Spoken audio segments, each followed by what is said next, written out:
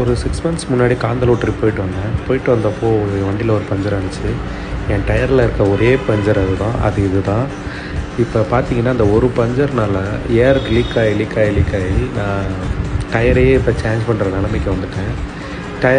ஏர் league ஆகி ஏர் இல்லாமல் ஓட்டி டயரு டேமேஜ் ஆகி ஒரு பக்கெட்டு மட்டும் தேஞ்சு இப்போ நான் டயர் வாங்கி பைக்கில் போய் சேஞ்ச் பண்ண போகிறேன்.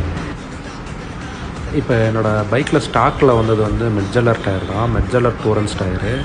அது எவ்வளோ காஸ்ட் வருதுன்னு பார்த்தீங்கன்னா 8500 8600 கிட்ட வருது. பட் நான் இப்போ அது வாங்கலை. இப்போ நான் ரைஸ் மோட்டரோட டயர் தான் வாங்கியிருக்கேன். ரைஸோட டூரர் தான் வாங்கியிருக்கேன். 100/90/19 இதுதான் நம்மளோட டயர் சைஸு.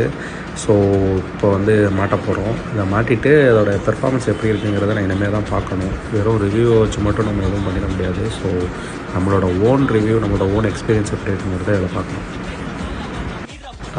நம்மளோட ரிம்மு டேமேஜ் ஆகாமல் இருக்க அந்த சீட்டு கட்டோட கார்ட்ஸை வச்சு ஓப்பன் பண்ணுறாங்க. நல்ல ஐடியா தான். நம்ம டயரை மாட்டியாச்சு. இப்போ தான் ஃபிக்ஸ் பண்ணிகிட்ருக்காங்க.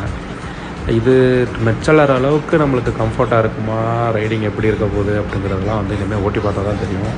இது வரைக்கும் ரிவ்யூ வச்சு நல்ல டயரை பிடிச்சிட்டு வாங்கியாச்சு. இதோட ரெண்டோட டிஃப்ரென்ஸ் பாருங்கள். இது ஒரு பக்கெட் எவ்வளோ தேஞ்சிருக்கு. இந்த பஞ்சர் தான் நம்மளுக்கு இவ்வளோ வேலையை பார்த்துருக்கு. ஒரு 8500 டயரையே ஒரு சின்ன பஞ்சர் காலி செஞ்சிருச்சு. இனிமேல் டயர் பஞ்சர் போடுறதா இருந்தால் கொஞ்சம் ஜாக்கிரதையாக போடுங்க கைஸ். டயர் எப்படி பெர்ஃபார்ம் பண்ணுது அப்படிங்கிறத நான் இனிமேல் உள்ள வீடியோஸில் சொல்கிறேன்.